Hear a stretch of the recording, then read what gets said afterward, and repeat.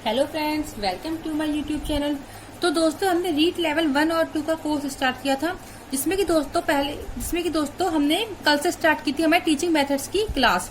तो दोस्तों, teaching method में हम पढ़ चुके थे। टीचिंग मेथड में हम पढ़ रहे थे भाषा शिक्षण के बारे में। हमने सबसे पहले पढ़ा कि भाषा की परिभाषा क्या है, यह किस शब्द से आया है और इसके बारे में क्या क्या, और फिर पढ़ी हमने इसकी कुछ परिभाषाएं। पहली परिभाषा थी हमारी स्वीट के अनुसार, दूसरी थी हमारे सीताराम चतुर्वेदी जी के अनुसार, तीसरी थी हमें सुमित्रा नंदन पंत के अनुसार। उसके बाद पढ़ी हमने भोलानाथ तिवारी जी के अनुसार, उन्होंने 2 परिभाषाएं दी हैं। फिर पढ़ी हमने क्रोंचे की परिभाषा, बाबूराम सक्सेना की परिभाषा, और लास्ट में पढ़ी हमने प्लेटो की परिभाषा। प्लेटो जी कहते हैं विचार आत्मा की मूक या अध्वन्यात्मक बातचीत है, पर वही जब ध्वनियात्मक होकर फोटो पर प्रकट होती है तो उसे भाषा की संज्ञा देते हैं। उसके बाद दोस्तों हमने पढ़ी थी भाषा की प्रकृति या विशेषताएं।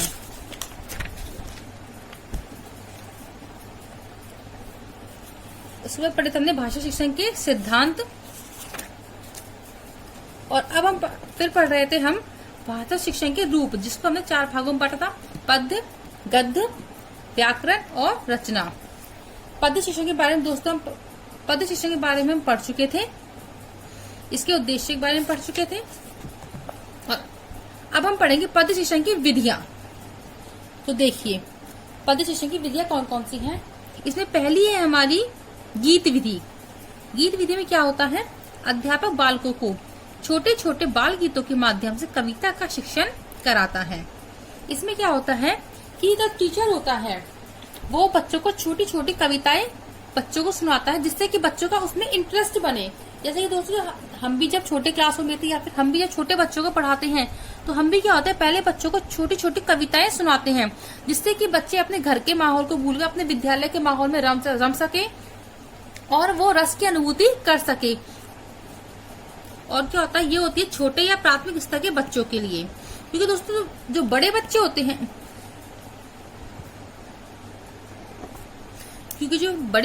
हैं उनका तो विद्यालय में वैसे ही मन लग जाता है, और हमें छोटे बच्चों को विद्यालय की ओर आकर्षित करना होता है। इसलिए इस विधि का प्रयोग हम छोटे बच्चों के लिए ही करते हैं। इसमें कविता का अर्थ नहीं बताया जाता है। इसमें क्या करते हैं, हम सिर्फ बच्चों को कविता सुनाते हैं। इसमें हम बच्चों को अर्थ नहीं बताते। जैसे कि हम जब छोटे बच्चों को पढ़ाते हैं, मछली जल की रानी है, जीवन उसका पानी है, तो उसमें हम कविता का अर्थ नहीं बताते हैं, हमें सिर्फ बच्चों को कविता सुनाते हैं, जिससे कि बच्चा विद्यालय में थोड़ा इंटरेस्ट बना सके। शिक्षण शुरू कराते समय सबसे पहले इसी विधि का प्रयोग करते हैं, इससे रसानुभूति होती है। अब दूसरी विधि हमारी प्रश्नोत्तर या खंडान्वय विधि। इसमें क्या होता है, देखिए, इसके प्रवर्तक है सुकरात। खंड धन अन्वय, ये होती है उच्च प्राथमिक स्तर के बच्चों के लिए, लंबी और ऐतिहासिक महत्व कविता के लिए। इसमें क्या होता है कि हम बच्चों से कविता पढ़ाने के बाद बच्चों से प्रश्न पूछते हैं, या फिर हम कविता को छोटे छोटे भागों में बांटकर उससे प्रश्न बनाकर उसे बच्चों से पूछते हैं, जिससे कि बच्चों को कविता याद भी हो और समझ भी आए। तीसरी विधि है हमारी अभिनय विधि। बाल गीतों के साथ अभिनय करके कविता का शिक्षण करवाता है। बाल गीतों के साथ अभिनय करके कविता का शिक्षण करवाया जाता है। इसमें क्या होता है कि जब बच्चों को कोई कविता पढ़ाते हैं, तो उसके साथ साथ टीचर है वो एक्शंस भी करता है, और ये भी होती है प्राथमिक स्तर के बच्चों के लिए। क्योंकि ना, जब हम बच्चों को एक्शन के साथ कोई कविता पढ़ाते हैं तो बच्चे उसमें ज्यादा इंटरेस्ट लेते हैं। चौथी विधि है हमारी अर्थबोध विधि।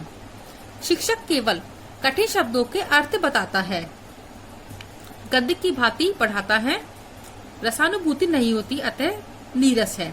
इसमें क्या होता है कि जो टीचर होता है वो बच्चों को कविता के जो कठिन शब्द होते हैं उनके अर्थ बताता है, और ना कोई अभिनय करता है, ना कोई रसानुभूति होती, कुछ नहीं होती है। एक जैसे कि हम चैप्टर पढ़ाते हैं बच्चों को गद्य का, उसी तरीके से टीचर सिर्फ कविता की रीडिंग मारता है और बच्चे उसे सुनते रहते हैं। ना बच्चों से कोई क्वेश्चन करता है, ना कोई अभिनय करता है, कुछ नहीं करता है, सिर्फ कठिन शब्द के अर्थ बताए और कविता को कंप्लीट किया। अतः क्या ये एक नीरस विधि है।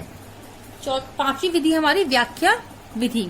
इसमें क्या होता है, कविता का विस्तार किया जाता है माध्यमिक व उच्च माध्यमिक बच्चों के लिए। इसमें क्या होता है, कविता की हम व्याख्या करते हैं। व्याख्या के 3 स्तर होते हैं, प्रसंग, व्याख्या और विशेष। प्रसंग में क्या होता है, इसमें हम बच्चों को कवि का और कविता का परिचय करवाते हैं कि इसमें ये जो कविता है हमारी वो किस कवि की है और कविता में कौन से भाव का, छंद का, अलंकार का, इन सब का प्रयोग किया गया है, ये सब हम प्रसंग में बताते हैं। फिर आती है हमारी व्याख्या। व्याख्या के भी 3 प्रकार है, काठिन्य निवारण, अंतःकथा और कविता में आए छंद, अलंकार, गुण, रस, नीति आदि का बोध कराना। पहला है काठिन्य निवारण। इसमें क्या होता है, प्रवचन और उद्बोधन। प्रवचन में कोई विलोम शब्द है, कोई पर्यायवाची है, उन सब के बारे में बच्चों को बताना। और उद्बोधन में कोई ना कोई बच्चों को उदाहरण देकर, दृष्टांत देकर, जैसे कि ना हमने कोई कविता पढ़ाई और उससे संबंधित मान लो कोई दृष्टांत है, कोई उदाहरण है, तो हम बच्चों को कविता के बीच में उदाहरण देंगे जिससे कि बच्चे उस कविता को और अच्छे से समझ सके। तीसरा है व्याकरण सम्मत, संधि, समास, उपसर्ग, प्रत्यय, मतलब कि इसमें बच्चों को ग्रामर की जानकारी देना। जैसे कि हमने कोई कविता पढ़ाई, उसमें कोई संधि का शब्द आ गया तो संधि का संधि विषय करके बताना, उसमें कौन सी संधि है ये बताना। कोई शब्द है जिसमें उपसर्ग है तो बताना कि इसमें ये उपसर्ग है, ये प्रत्यय है, उसको समास विग्रह करना, ये सब। और व्याख्या का दूसरा है अंतःकथा। इसमें क्या होता है कि बीच में अगर कोई कथा आई है तो उस कथा को बच्चों को सुनाना। और तीसरा है कविता में आए छंद, अलंकार, गुण, रस, नीति आदि का बोध कराना। मतलब बच्चों कविता में अगर कोई छंद है, कोई अलंकार है, कोई रस आया है तो उन सब के बारे में बच्चों को बताना। और तीसरा है हमारा विशेष। इसमें क्या होता है, इसमें कविता का भाव या फिर सार बच्चों को बताते हैं, जैसे कि समरी, कि इसमें मतलब इसमें हम ये बताते हैं कि बच्चों को मेनली बच्चों को क्या बताया गया, क्या इस कविता का भाव है। 5वीं है हमारी व्यास विधि। इसके प्रवर्तक है महर्षि वेदव्यास। यह व्याख्या विधि का ही एक रूप है। अध्यापक विषय को पूर्ण विस्तार के साथ अध्ययन करवाता है। अध्ययन के बीच बीच में छात्रों को उदाहरण, दृष्टांत व नीति संबंधी बातें भी बताता है। छात्रों को इस विधि के द्वारा रसानुभूति होती है। दोस्तों, जो व्याख्या विधि थी ना, उसमें बच्चों को रसानुभूति नहीं हो रही थी, लेकिन व्यास विधि में बच्चों को रसानुभूति होती है। माध्यमिक व उच्च माध्यमिक कक्षाओं के लिए उपयुक्त मानी जाती है, परंतु इस विधि में समय अधिक लगता है, जिसके कारण विद्यालय स्तर पर उपयुक्त नहीं माना गया है। क्योंकि ना अगर हम बच्चों को हर कविता की पूरी व्याख्या करेंगे तो उसमें हमें बहुत ज्यादा समय लगता है, और जो कि विद्यालय स्तर पर उपयोगी नहीं है, इसलिए इसे विद्यालय स्तर के लिए उपयुक्त नहीं माना जाता है। हमारी 6ठी विधि है तुलना विधि। ये व्याख्या विधि का एक रूप होती है। छात्रों को संभाव वाली रचनाओं के साथ अध्ययन करवाना। इसमें हम 2 कविताओं की एक साथ तुलना करते हैं। जैसे तुलना 3 प्रकार से होती है। पहला है कवि की अन्य रचना के साथ तुलना करके बच्चों को पढ़ाना। जैसे कि मान लो हम बच्चों को सुमित्रानंद पंत जी की कविता बता रहे हैं और अब हम सुमित्रानंद पंत जी की कोई और कविता को बच्चों को पढ़ाएंगे। दूसरी है अन्य कवि की कविता के साथ तुलना करके। जैसे कि मान लो हम सूरदास जी की कविता बच्चों को पढ़ा रहे हैं। अब सूरदास जी ने कृष्ण के बारे में लिखा है, तो अन्य कविता हमने ली मीराबाई। अब हम मीराबाई की कविताओं की सूरदास जी की कविता के साथ तुलना करके बच्चों को पढ़ाएंगे। तीसरा है अन्य भाषा के कवि की रचना के साथ तुलना करना। इसमें क्या है, मान लो हम बच्चों को हिंदी भाषा में कविता पढ़ा रहे हैं, तो हमने कोई मराठी की, गुजराती की या इंग्लिश की कोई कवि की रचना ली और उसके साथ जो हमारी पुस्तक की कविता है उससे तुलना करके दोनों को बताई। लेकिन दोस्तों, इसमें याद रखने की बात यह है कि इन कविताओं का, दोनों कविताओं का भाव है वो एक प्रकार का ही होना चाहिए, मतलब कि सेम भाव दोनों कविताओं का होना चाहिए। इस विधि के द्वारा छात्रों को रसानुभूति होती है।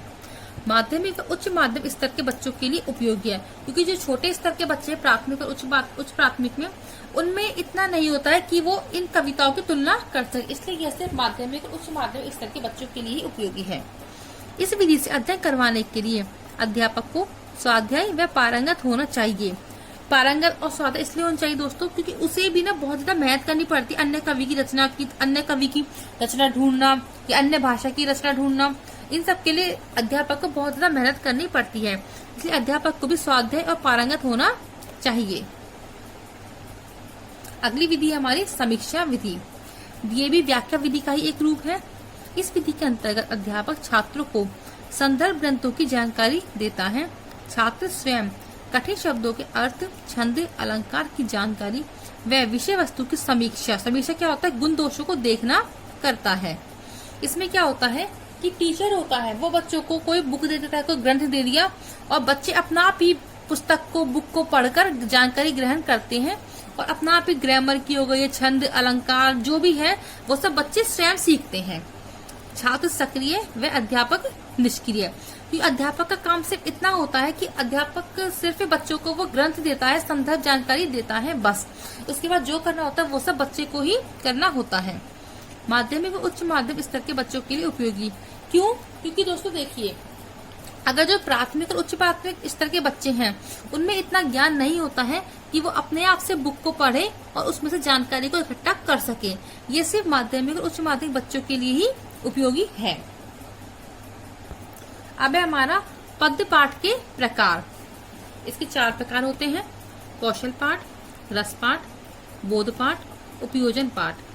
पहला है हमारा कौशल पाठ। इसमें क्या होता है, कविता के सैसर और भाव भंगिमाओं के साथ कविता पाठ सिखाने के लिए यह पाठ उपयोगी होते हैं। इनसे प्रार्थना सभा, उत्सव, कवि गोष्ठियां, बाल सभा आदि में कविता पाठ कराने का कौशल विकसित किया जाता है। इन रचनाओं में लय और गति पर विशेष ध्यान दिया जाता है।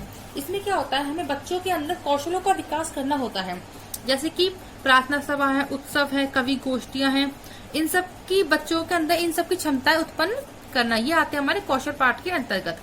दूसरा है हमारा रस पाठ। ऐसी कविताओं में कठिन शब्दों का आधिक्य नहीं होता है। छात्र सामान्य ढंग से ही रसानुभूति तक पहुंच जाते हैं। मतलब ये कविता होती है बहुत इजी वे में लिखी होती है, मतलब जो शब्द होते हैं वो बहुत आसान होते हैं, तो इनमें बच्चों को ज्यादा दिमाग लगाने की जरूरत नहीं पड़ती है। रस पाठ द्रुत पाठ होते हैं, क्योंकि दोस्तों इनमें इतने कठिन शब्द नहीं होते हैं, तो जो बच्चे होते हैं वो इसको फटाफट से पढ़ लेते हैं। प्रबंध काव्य कविताओं में रस पाठ होते हैं। प्रबंध काव्य क्या होते हैं, जो बड़ी रचनाएं होती हैं उनमें रस पाठ होते हैं। तीसरा है हमारा बोध पाठ। ऐसी रचनाएं जिनमें शाब्दिक सामग्री कठिन हो, जिसके कारण छात्र रसानुभूति तक नहीं पहुंच सकते हैं, बोध पाठ के रूप में पढ़ाए जाते हैं।